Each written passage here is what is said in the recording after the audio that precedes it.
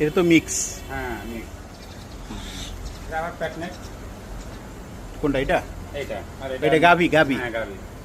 ও এটা গাভি। এটা এটা এটা এখনো হিট আসে নাই। আচ্ছা আচ্ছা। এটাও কি গাভি না? না এটা ষাঁড়। এটা ষাঁড়। আচ্ছা। গরু কয়টা আপনার এখানে? গরু মোট 5টা। 5টা। এটা গাভি না? গাভির দাম দাম কিরকম ই করা হয়েছে?